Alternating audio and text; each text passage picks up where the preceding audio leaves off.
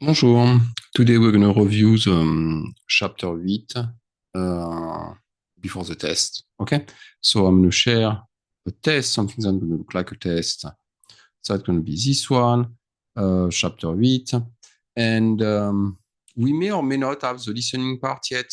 But if you do, you're going to hear someone talking and you're going to have to tell me uh, what they are saying. Are they describing a symptom? Are they saying how someone is feeling? Are they giving advice or are they expressing sympathy? Okay, so you listen more than once, the text, and you're going to tell me how they feel. Yes, here they tell you listen for the different expressions that you have learned, right, in Exprimons-nous. Okay, so that's going to be very helpful. Then you're going to listen to another text where people they give you their habit and decide if it's okay or not. Okay. So, for example, if I say, "Oh, I only eat potato chips all day long," well, maybe that's inappropriate. Okay. You're going to see it's going to be straightforward. The next two parts, it's going to be reading. We've done that a million times. You read the text, pay attention to the text, okay? And you're going to give me the right answer, true or false. The same for this one. You're going to tell me, hey, I'm reading this text. Which one is accurate? Les enfants or tous, etc., etc. Who got hurt? Who got sick? Okay? You do that properly. You got 8. For the culture, what do you do for the culture? You take the book and you check with your book. Through the book, you're going to have different part, green part with culture. You double check with that. If you Google it, you're going to get it wrong. I want you to find the right answer in the book. Vocabulary, what can I tell you? Translate all of those words here. Translate the sentence and put the word in the right place. And if the sentence doesn't make any sense, that probably means it's not the right word. And also, I think each de 4, 6, 8, 8, de 4, 6, 8. So 8 mots, 8 words, 8 sentences, probably 1 word per sentence. Okay, so if you have one word that's being repeated twice or 3 times, it's probably wrong. No, you're going to have to complete the. I don't know if I did this one, if I wrote it down, but if we do, you want something from the same family, okay? Which body part is used for each action, okay? So here we're going to see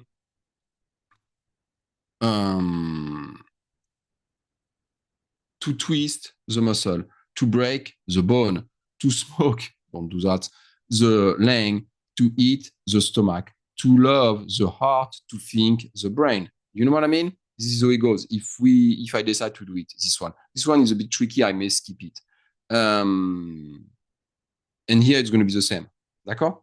To have a heck, to take care of themselves, to be tired, to take some rest.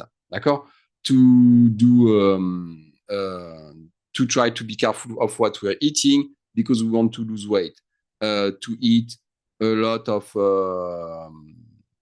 matière grasse in French. I don't know how we say it in English. You're going to take weight, etc., etc. So I don't know if I'm going to put this one on the test, but if I do, I will come back to this video to make sure you understand everything. Here, you're going to have to write the verb that match the definition. D'accord? Use the infinitive form of the verb, so not too complicated. Okay? This activity is done to relax. I don't know. Maybe to sleep. I don't know. Etc., etc. Now we're going to arrive to the grammar part. I want you to have a subjunctive sentence. Il faut que. So you remember, il faut que tu. Now I want you to conjugate this verb in subjunctive. D'accord? I want you to conjugate this verb, prendre in subjunctive, matching my subject, etc., etc., etc. We know it's subjunctive because I have que here, plus here I have il faut que. It is necessary. I want que. D'accord? Okay? So here you conjugate the verb in subjunctive. The verb here, this verb here, maigrir, in subjunctive with my subject, Charles. That's going to be he. D'accord? He, verb conjugated in subjunctive. Here I have two people. It's going to be il, ILS, plus verb in subjunctive. Okay, you do that, you have 10 points. Here, it's going to be easy. You just have to write the verb the verb, you have to conjugate it, matching the subject. So you have to use the appropriate form of the verb, okay? One of the verb will be in imparfait. The other verb, they will be in conditional. So in each sentence, one of them, that's my sentence right here. One of them is going to be imparfait, the other one's going to be conditional. One's going to be imparfait, the other one conditional, etc., etc., etc. Again, if I was you, I would have my book next to me, and I would look at how do I make the imparfait, how do I make the conditional. Okay? You do that, and then you're going to be able to fill up the answer with the proper handling of the verb matching your subject. Okay? Every time it's going to be different because my subject is different every single time. Okay? And finally, as usual, you're going to have to write something. D'accord? You're going to have to describe one student who hurt himself, and you're going to give them advice. Yes, on stage, the advice you gave, and you're going to describe one student who is sick, and you're going to give an advice. Okay?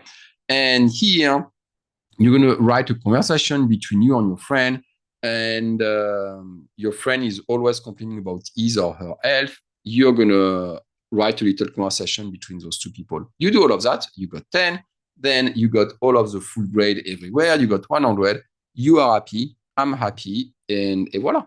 Okay? So it's not too complicated. You're going to have to pay attention to the grammar part as usual. Okay? Do not guess. Please, I'm begging you, do not guess. If you guess, you're going to get it wrong. So take your time, double check with your book, double check with your homework, and you should have full credit. Okay? So I'm going to stop sharing. And now do your test. Don't wait too long to do the test.